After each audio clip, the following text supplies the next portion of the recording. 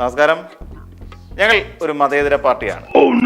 ഞങ്ങൾക്ക് ആരുടെയും ഔദാര്യമൊന്നും വേണ്ട. പിന്നെ വോട്ട് ആർക്ക് ചെയ്യണം എന്നുള്ളത് അത് ചെയ്യുന്നവരുടെ ഇഷ്ടമാണ്. അങ്ങനെ വന്നാൽ ചെയ്തോളൂ. പക്ഷെ ചെയ്യുമ്പോൾ ഞങ്ങൾക്ക് തന്നെ ചെയ്യണം, അത്രയേ ഉള്ളൂ. അല്ലാതെ പരസ്യമായി എല്ലാവരോടും പറഞ്ഞുകൊണ്ട് ഞങ്ങൾക്കിട്ട് കുത്താനൊന്നും നിൽക്കേണ്ട.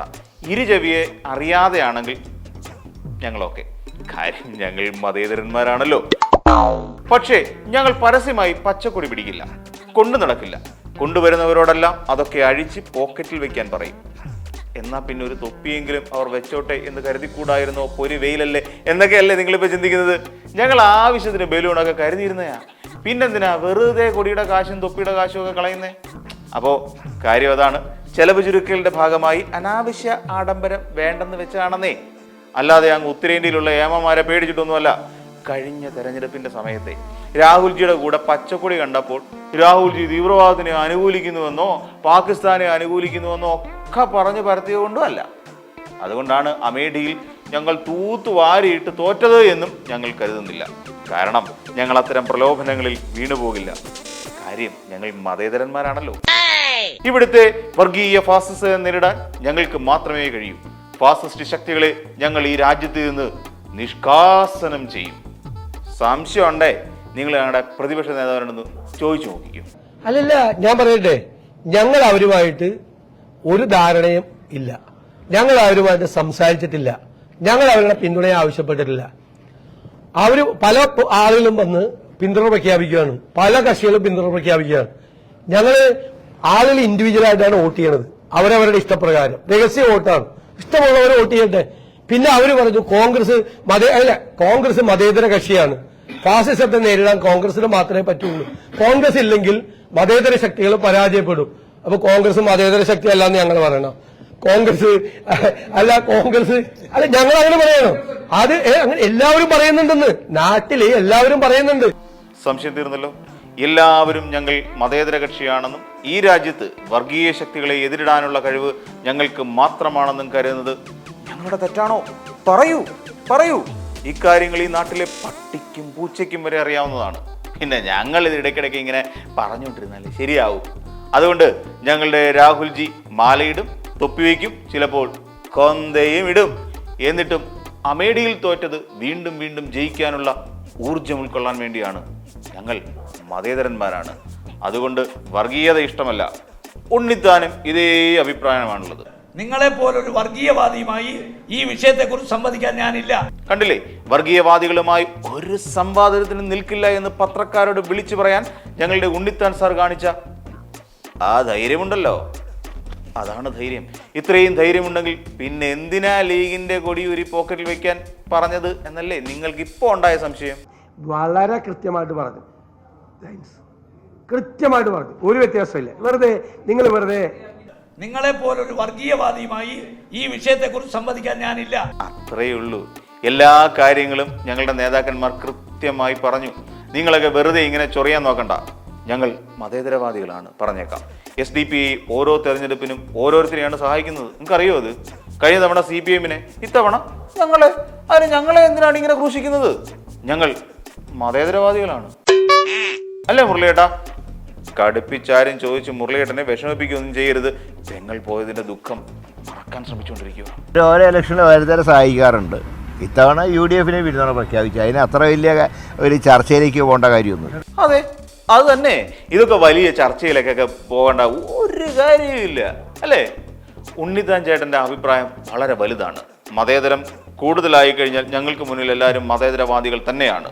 ഞങ്ങൾ മതേതരവാദികളാണ്.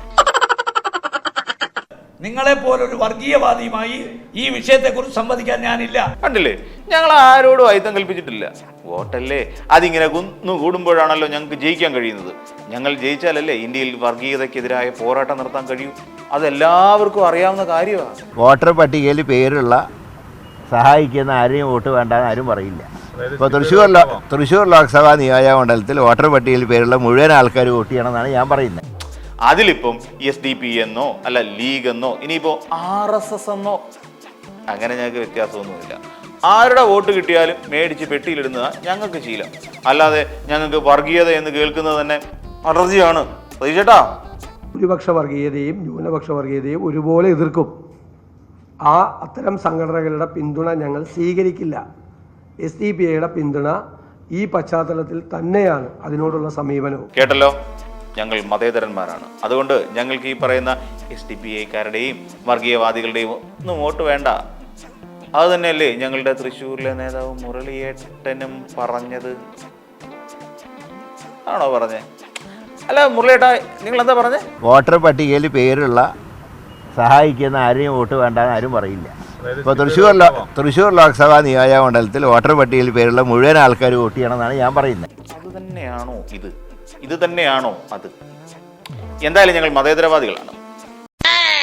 ഞങ്ങൾക്ക് മാത്രമേ ഇവിടെ ഫാസിസ്റ്റ് ശക്തികൾക്കെതിരെ പോരാടാൻ കഴിയൂ. കൃത്യമായിട്ട് പറഞ്ഞല്ലോ, വർഗീയവാദികളുമായിട്ട് അതുപോലെ തീവ്രവാദ സംഘടനകളുമായിട്ട് ഇന്നുവരെ ഒരു ബന്ധവും ഉണ്ടാക്കാത്ത ഒരു മതേതര രാഷ്ട്രീയ പ്രസ്ഥാനമാണ് Indian national Congress. Indian national Congress ആണ് ഷാഫി പറമ്പലിനോട് സ്ഥാനാർത്ഥിയായി വെച്ചിരിക്കുന്നത്. അതുകൊണ്ട് തന്നെ ആ കാര്യത്തിൽ സംശയമുണ്ട്. എല്ലാവർക്കും മതിയായല്ലോ. ഞങ്ങൾ മതേതരവാദികളാണെന്ന കാര്യത്തിൽ ഇനി ആർക്കെങ്കിലും സംശയമുണ്ടോ? ഉണ്ടോന്ന്? ഇനി കണ്ണൂരിലെ ഞങ്ങളുടെ നേതാവ് K. സുധാകരേട്ടൻ തന്നെ പറഞ്ഞാലേ വിശ്വാസം വരൂ എന്ന് വല്ലതും ഉണ്ടോ? നേരത്തെ പറഞ്ഞല്ലോ, ഞങ്ങൾ എന്ന് വെച്ചാൽ ഇന്ത്യയിലെ ഏറ്റവും വലിയ മതേതരവാദികളാണ്. ഞങ്ങൾക്ക് വോട്ട് ചെയ്യണമെന്ന് അവർക്ക് തോന്നിയാൽ ഞങ്ങൾക്ക് അതിനകത്ത് തർക്കമില്ല. അവർ വോട്ട് ചെയ്യും.